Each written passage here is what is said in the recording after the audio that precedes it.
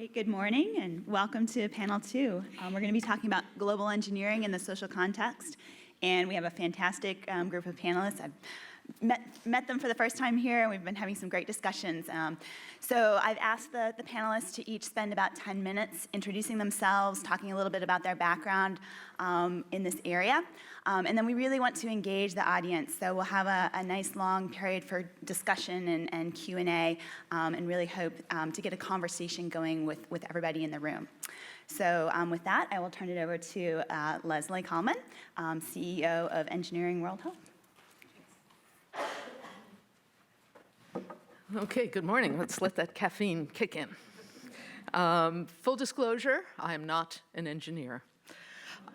I know. I know. I do, however, get to boss them around.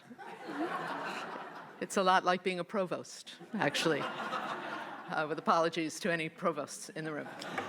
I'm trained as a political scientist, and I got recruited to be the CEO of Engineering World Health despite my clear admission that I know nothing about engineering.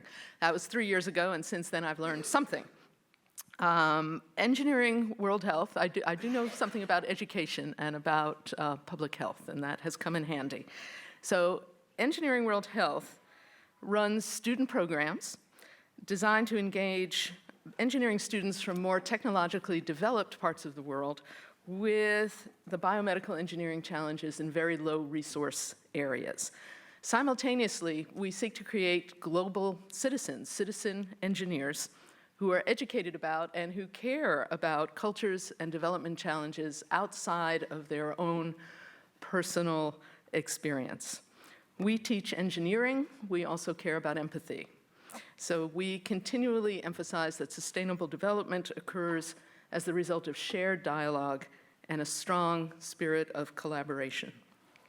The students who apply to Engineering World Health want to learn, but I think most of all, they want to contribute. They are engaged, energetic, hardworking. Knowing them is a complete antidote to any cynicism people of my generation have about today's millennials. These are fantastic young people.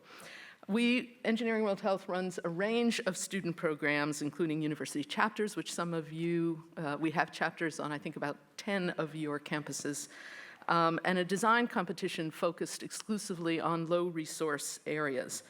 But in my time today, what I want to talk about is our signature program, which we call the Summer Institute.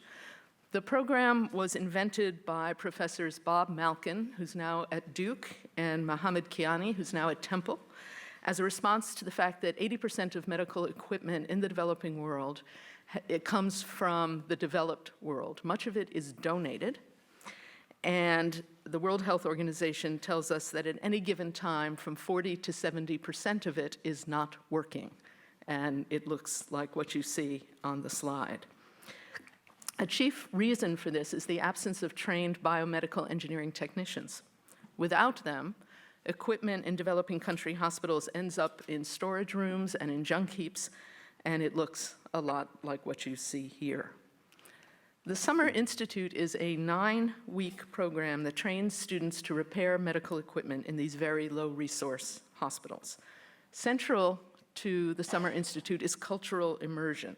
Students spend their first month of the 9 weeks in country, intensively learning language, Spanish in Nicaragua, Kenya, Rwanda in Rwanda, Swahili in Tanzania, and taking a course designed by Duke University and by Engineering World Health, which teaches them how to troubleshoot and how to repair medical equipment.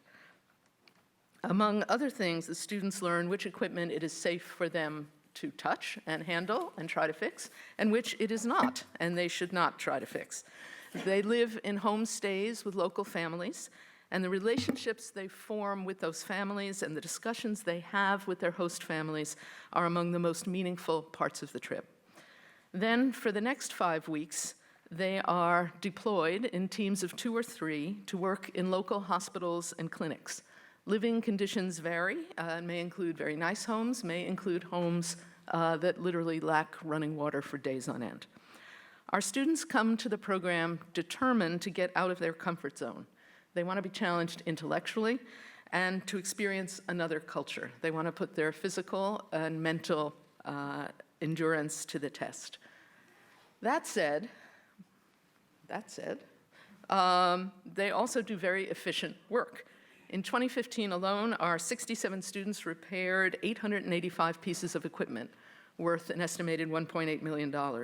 Equipment ranged in complexity from blood pressure cuffs and pulse oximeters to electrosurgical generators and the installation of anesthesia machines. Much of the work involves electrical fixes, replacing fuses, recharging batteries, replacing plugs, cleaning corrosion, a lot of cleaning. As sometimes they are the only people in the hospital with any mechanical or engineering ability whatsoever. So they're also called upon to fix many coffee pots, air conditioners, deal with plumbing issues, assist in the repair of an elevator, made me a little nervous, and repair a Guatemalan hospital's essential but out-of-order taco-making machine. In addition, to fixing equipment and conducting inventories of hospital needs, we require students to create a special project of their own that will leave behind something that's long-lasting. We've had students install hand sanitizers in every department of a hospital, install chains to secure large oxygen canisters that were just lined up against a wall, waiting to be tipped over and explode, build a clothesline in a hospital where sheets were dried by hanging them over shrubbery, and in this slide, build a playground by rescuing rusting equipment, building a sandbox, and repurposing old tires. That's me in the blue in the middle there being very provostial, sort of showing them what to do. I had no idea. The students regularly work with hospital staff. One of the things we emphasize is working with, learning from, and teaching hospital staff, whether that's technicians, nurses, or doctors, and teaching the proper way to use and manage equipment, and so leave behind lasting knowledge. Much of the donated equipment arrives without manuals and without any instructions whatsoever.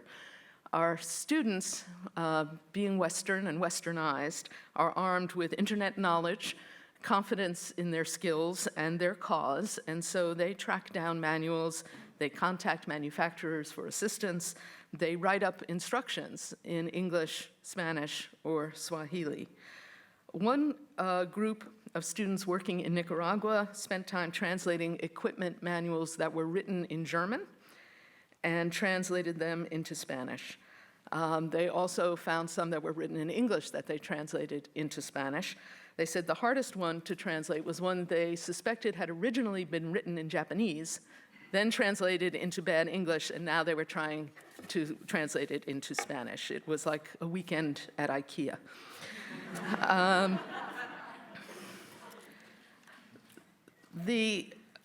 This last group of students that were just up on the screen were at work in the largest hospital in Arusha, Tanzania. Over the course of 5 weeks, they fixed 60 pieces of equipment.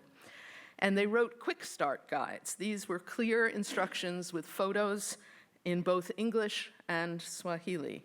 They laminated and posted the quick start guides on pieces of equipment to show nurses how to properly use and maintain them. One of the students who worked on the quick start guides was a biology major. She was not as adept mechanically, but she was very good at explaining things. Who are our students? They are a diverse group, and we're very proud of that fact.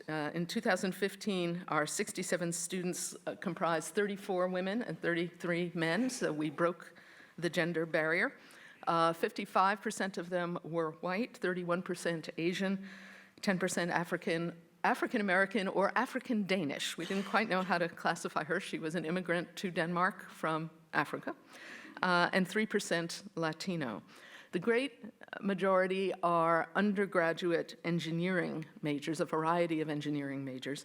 Each year, we also have some science majors, and about 20% of our students are graduate students or even older. In 2015, they came from 31 different universities.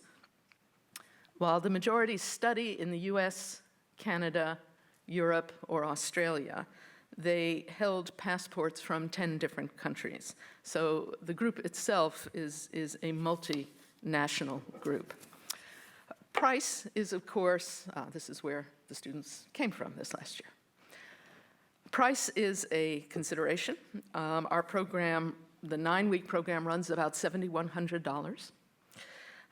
It's paid for by a combination of tuitions that are paid for by the students and sometimes raised by student chapters. We have student chapters who have as one of their missions to raise enough money to send their students into the program.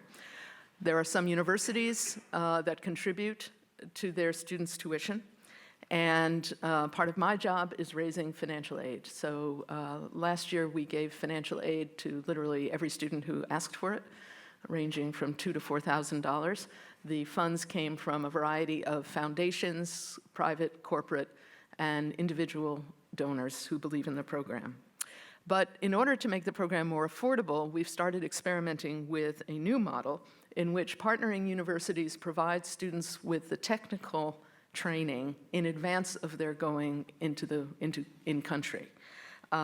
This means the training is covered by their regular tuition, and if they have financial aid from their universities, it's covered by their regular financial aid because it's a course offered by their university.